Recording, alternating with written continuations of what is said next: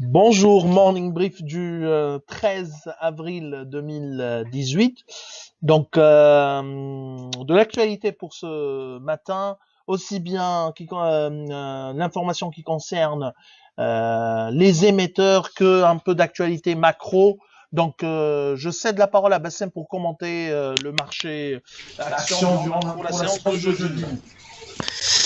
Merci Qaïs, bonjour tout le monde. Le marché il a repris quelques couleurs hier avec une hausse de 0,8%, mais le volume était très faible, donc à peine 3 millions de dinars.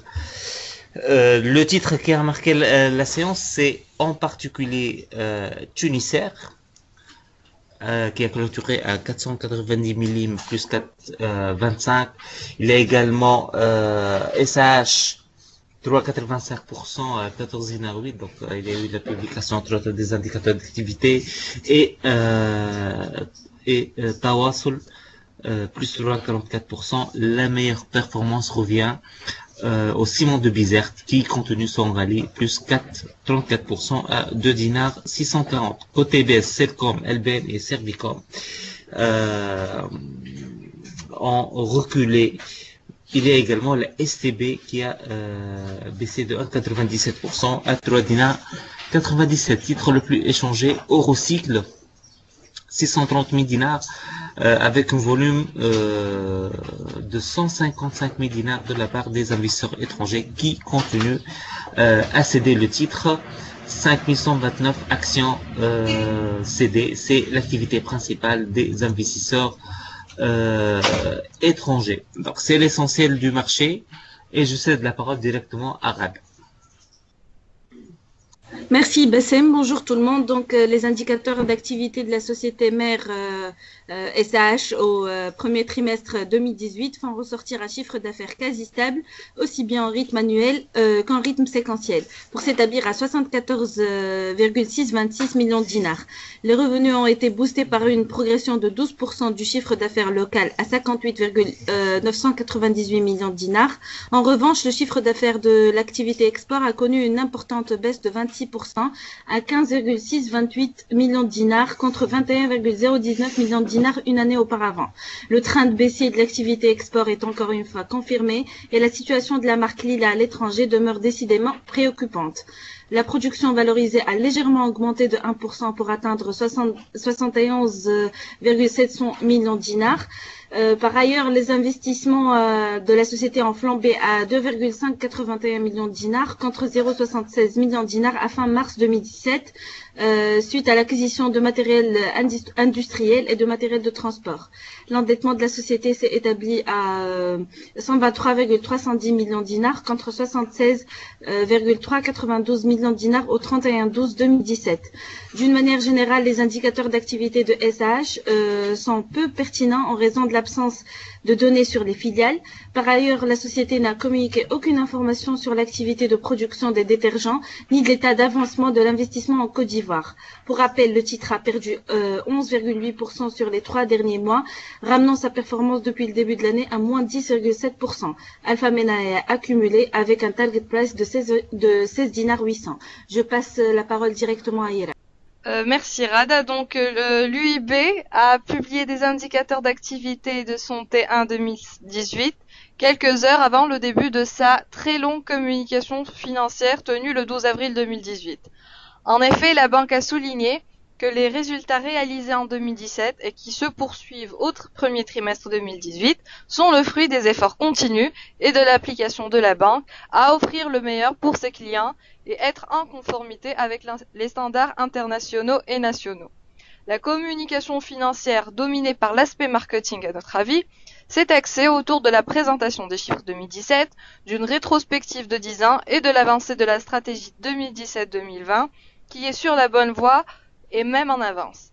La CFO a aussi affirmé que l'application de Basel III serait pas un problème pour la banque. Les dirigeants sont d'une manière trop optimiste, donc ce sera pas un problème vu que UIB est déjà conforme au vu de son adossement au groupe Société Générale. En ce qui concerne le T1 2018, L'UIB a atteint un encours de clientèle de 4,8 milliards, soit une majoration de près de 800 millions de dinars comparé au premier trimestre 2017. Par contre, c'est une baisse de 2% comparé à décembre 2017. Les dépôts ont progressé aussi bien en rythme séquentiel qu'annuel.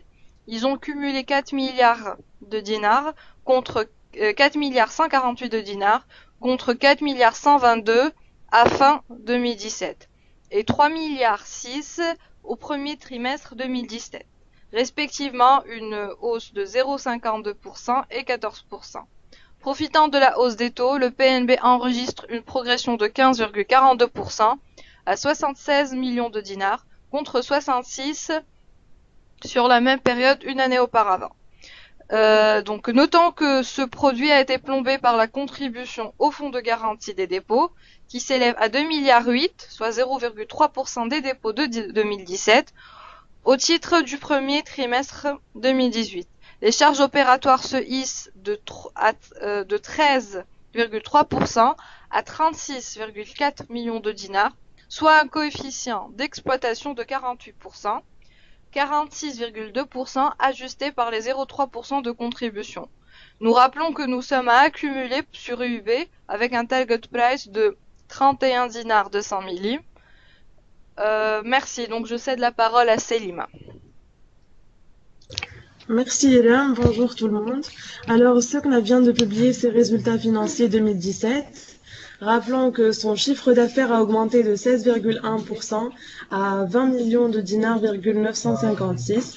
Le résultat net a affiché une croissance de 5,16%, hors contribution conjoncturelle exceptionnelle de 162 000 dinars qui a eu lieu en 2016 à 1 775 dinars. En dépit du contexte difficile, le promoteur immobilier a eu une bonne capacité de déstockage, environ 15% à 10 millions de dinars, 396. Par contre, ces marges ont été sacrifiées au profit des ventes. Marge opérationnelle à 24,02% en 2017 contre 27,92% en 2016. Reste à savoir si Socna est prête à réduire davantage ses prix pour liquider son stock de produits finis qui s'élève à 22 millions de dinars, 179 au 31/12/2017. Alpha Mena est à accumuler avec un target price à 4 dinars 80. Merci, je cède la parole maintenant à Qais. Merci Selima. Donc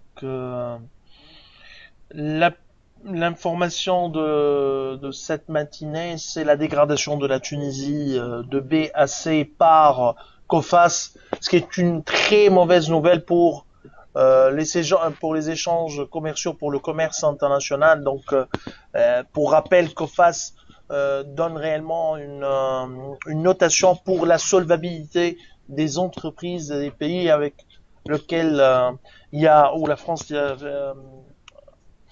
a des échanges commerciaux. Donc, c'est une très mauvaise nouvelle, surtout pour les importateurs.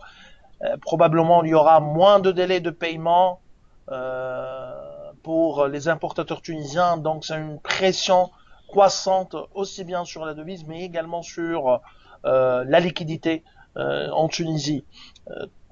Autre nouvelle concerne Carta Cement. En fait, la situation actuelle de Carta Cement, on la considère comme la plus difficile depuis sa création, l'arrêt de l'usine.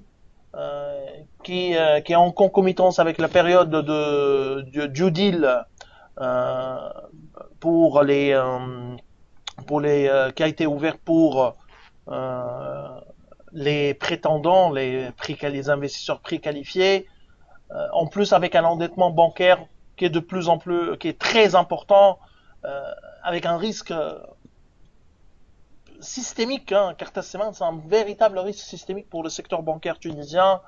Donc la situation elle est très difficile. On vous a joint à notre au message du matin l'interview, disons entre guillemets, du DG de Carta Cement qui parle d'un chiffre d'affaires perdu ou manqué de 900 000 dinars par jour. C'est vrai, il y a une perte importante, mais on pense pas que c'est ce 900 000 dinars par jour, c'est un peu exagéré, mais il y a une perte très importante Ça y est, c'est la situation actuelle, c'est probablement to be or not to be pour Cartas Cement. Les 2 prochains mois seront décisifs pour Cartas Cement, mais également pour le secteur bancaire. On pense que pour les autorités tunisiennes, ils croisent les doigts chaque matin, et aussi bien la Banque centrale qui espère en une session. Le prix de session, à notre avis, n'est plus une priorité. La priorité, c'est de sauver les banques tunisiennes d'un risque aussi important. Alors, c'est ce qu'on a comme actualité pour la matinée.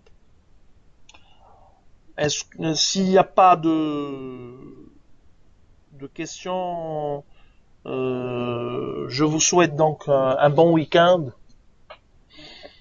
Donc, bon week-end et au revoir à lundi prochain.